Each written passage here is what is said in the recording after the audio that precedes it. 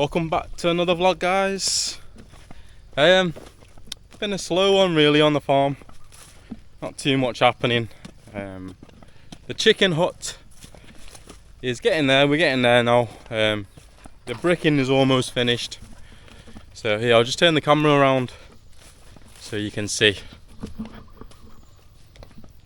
So we've done two sides, and then we're gonna have a door here, and then of course these are going to be bricked up to a certain point with it like a walkway kind of thing, and then we've left the door at the back here as well, so when we open the front door the chickens can go out and then we can come through the back door and clean and do whatever we need to do.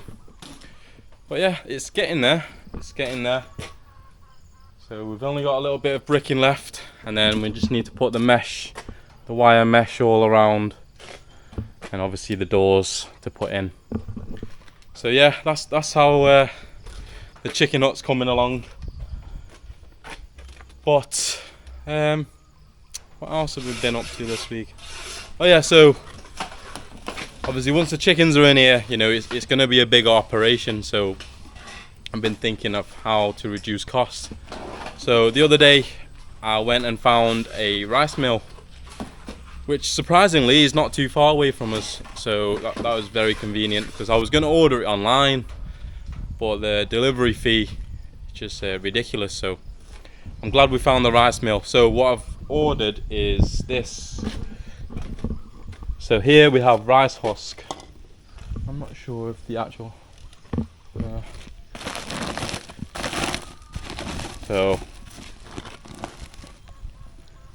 so it's grounded rice husk, and we give it to the chickens. So what we've been doing is they're still having the regular feed, because you know they need the calcium and the rest. And then what we've been doing is putting a few scoops of their regular feed in, a few scoops of the rice husk in, and then the water hyacinth that we have growing in the trenches, we've been putting scoops of that in as well. So just coming up to the chickens now.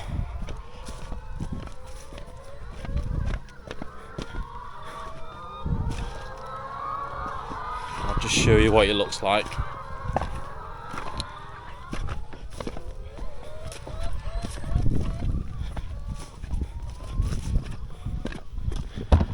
So here we are. I don't know if you're going to be able to see. Can't really tell. So here, so it's a mix of the ram, which is the rice husk, their regular food, and the chopped up hyacinth. And then I just put a few scoops of water in there just to thicken it out a little bit. So what we've been doing is just making like a tub full at the start of the day, and then just give them that throughout the day. So yeah, that's already reducing costs for us, because the rice husk is much cheaper than regular feed. But the fish are doing well. I've been out here trying to catch some fish. Maybe I'll set up the tripod and we'll try and catch a fish. Let's do that. So while we got the rod in, I just pick up the camera, have a chat. So yeah, apologies for the lack of content recently. We've just not been that motivated. So we've been concentrating hard on finishing this chicken hut. Oh, here's Camilla now coming up the crates. I think she's gonna get some eggs. But yeah, this chicken hut, you know, we're almost there with it now. Not too much longer. I'm hoping by next week we can move the chickens in.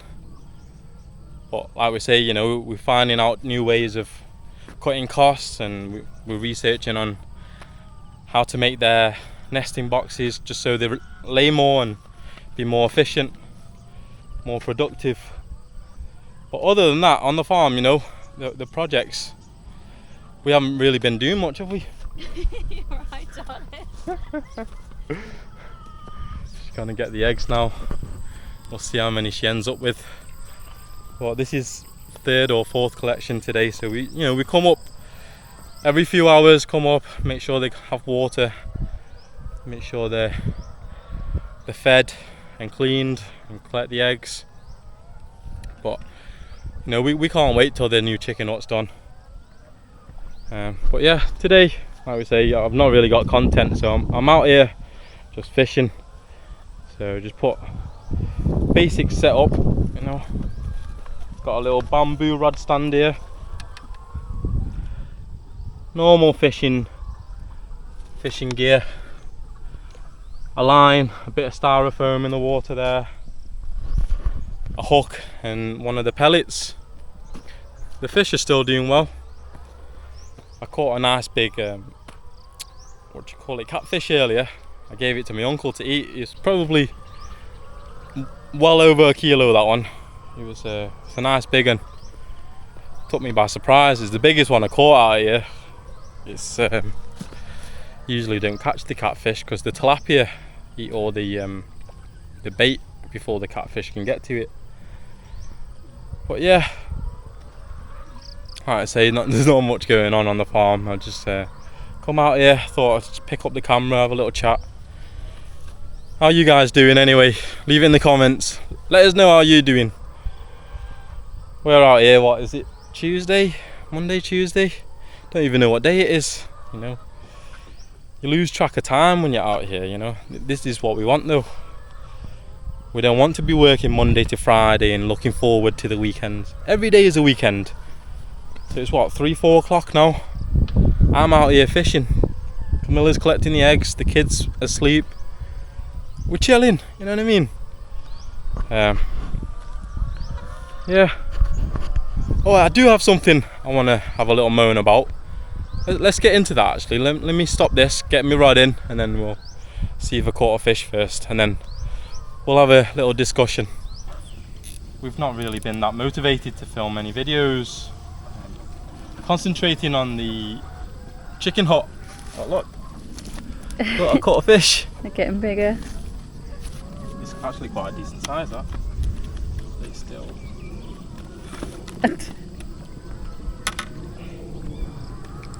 But yeah,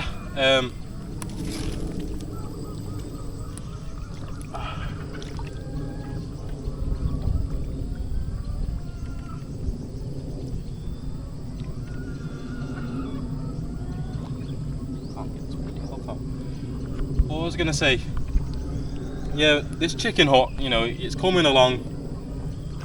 It's costing us more than we thought. It's taking longer than we thought, but it needs to be done. The sooner it's done, the better for us. I won't lie, it's starting to stress me out a little bit, but it'll be worth it in the end, I'm sure. But what I wanted to talk about was, the other day someone wrote an article on us on ASEAN Now, so a very popular channel, or popular website. Oh.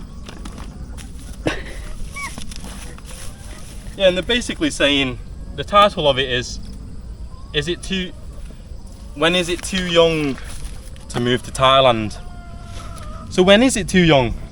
I don't think there is an age limit, I don't think you should have to wait till you're an old age pensioner before you move to Thailand. He thought I was 24. It's quite flattering. Yeah. I mean, I'm almost 30. I'll be 30 in February. So I'm 29. And I lived in England for 20 years, so I know what it's like over there, and I know what you can achieve. And I think I had a fairly stable job, what most would consider as a decent income. But it's just not the life, I'm working 9 to 5, waiting for the weekend, and that's it, Thing is, your hours are 9 to 5, but you're getting up at 7. Yeah, you're out of the house for an hour's drive. And then your traffic on the way home because everybody's trying to get home. You're not home till 6, 7. By that point, I've got the kids in bed. So when do we see you? Yeah, so anyway, he goes on about, you fail to prepare to move, so you failed in finances, you failed on your kids, and I'm like, what preparation? What 20 to 30 year old is gonna have that kind of thing prepared? You know what I mean? Like, what? Who's gonna have that kind of money stashed up to last them the rest of their life? It's fair enough that you're a pensioner and you have your pension for the rest of your life, but we haven't. We come here to set up a life. That's the difference, and I don't think people realise this. And they're saying, oh, they won't be able to survive out here. Well, why wouldn't we? I find it disrespectful, because I was born and raised in this country, and I got a farang telling me that I won't survive in my own country. Like, is he mad? What, you think you can survive in my country better than I can? I know I've got this accent, I sound very British, and I've been in Britain a very long time, but I'm Thai through and through. Let's get that straight. I have more opportunities than anyone. I'm bilingual, I've got Western education, and I'm a Thai national. Let's not forget, I can work jobs that Farangs can't. So for him to say that, I won't be able to survive over here is disrespectful, because I believe I have a better chance than anybody. And that's just my 2 cents. But yeah, I'm just going off on a rant again. You wrote a massive article on us, and there's people commenting. A lot agree with us, a lot agree with him, but I don't know, what do you guys think? Is there an age limit where it's too young to move to Thailand? Do we have to prepare that far in advance? Do we have to have so much money in the bank? Because like we say, we came with nothing. We came here to set up a life, and it's to start a new life. Because the life we had, it was stable, but I could tell you it's not great. We're not, like I said before, we're not rich in materials. So we're not materialistic, but we're rich in life. Look at us, Tuesday afternoon or Tuesday evening, I'm out here fishing. I'll be stressed up to my balls in England. Yeah, well, people have commented and saying that out here we're surviving, not living, but if you'd have seen our life in England, we were barely surviving, never mind living. Yeah, you're always thinking like, what's your next bill? What do we have to pay? How much do we have left after that bill's paid? And that's all it is. Just wait for that dreaded knock on the door. Right, we're taking this off you. Okay. But anyway, leave in the comments what you guys think. I've like we say, I'm sorry for the lack of content, and the content I do post out is always seems to be a rant nowadays.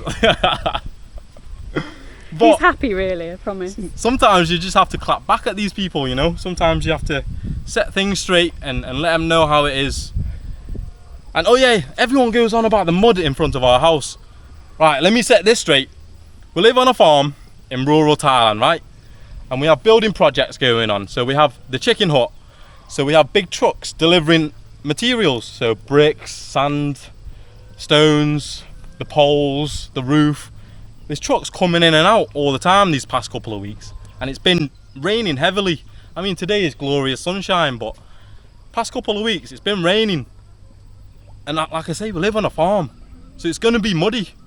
And if you want my opinion on it, I think there are more important things to worry about in this world than whether or not someone has mud on their driveway. I think you really need to start looking at the bigger picture if mud on someone's farm bothers you that much. Like, we've been here 5 months, maybe we'll later down the line. Eventually, give us a chance. Yeah, we'll pave the driveway to make you happy, maybe.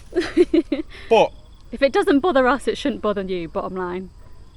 But we chose this life, we chose to come and live here.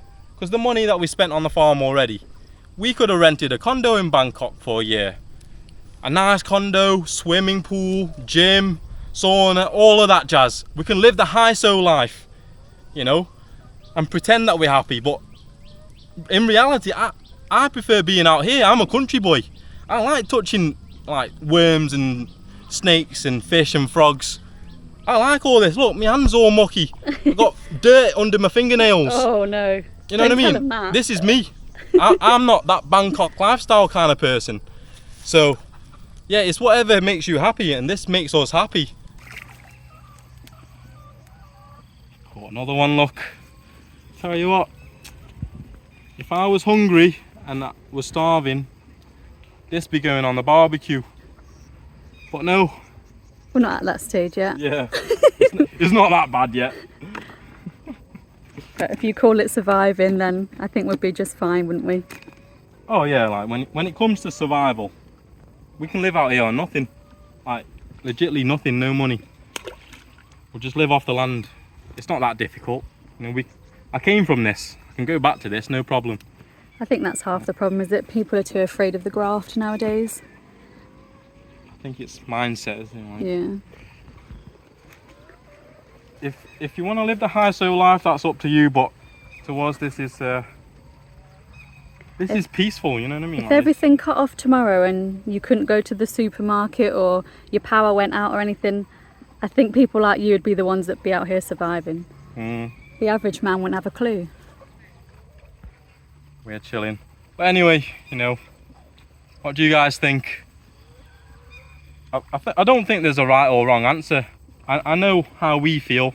Yeah. And what makes us happier is this sort of lifestyle. Like we say, we can choose to rent a condo in Phuket or Bangkok or wherever, and live that kind of life. Because the money that we put down, truthfully, we could have rented a nice place for a year already, and live that kind of life. But it's just not what we want, is it? So we chose this and we're happy, aren't we? Yeah.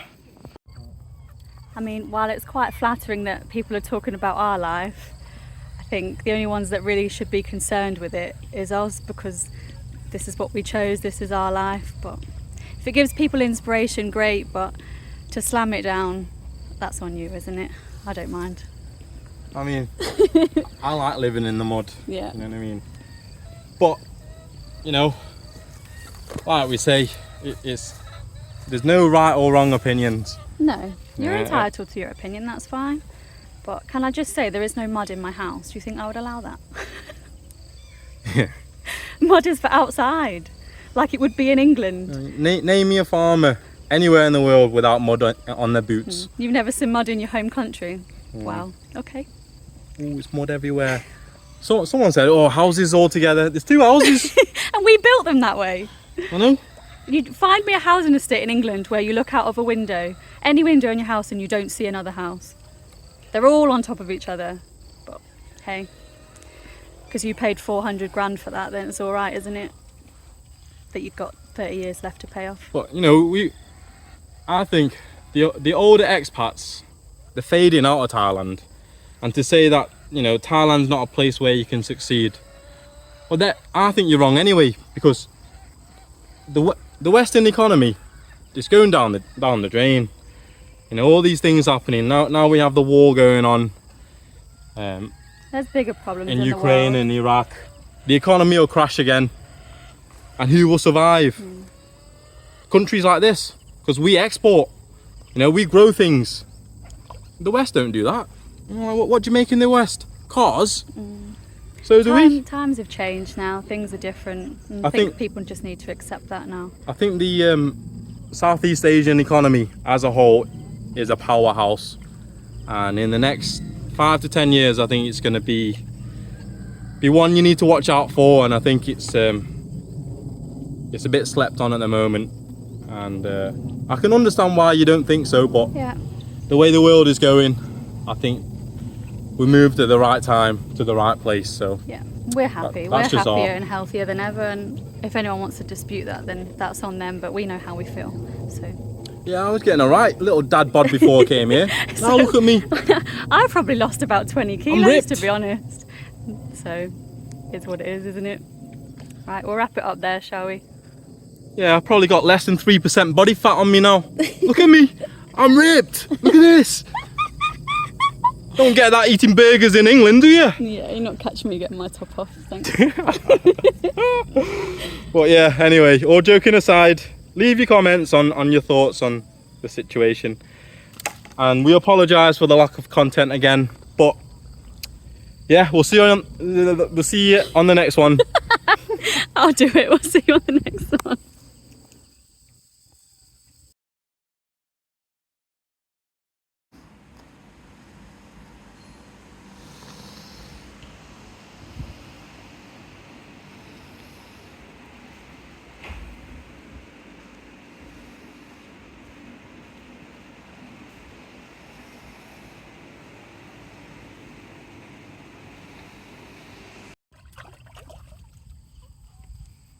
Ooh, what's this one? It's like a silver barb. If you know what this is, leave it in the comments.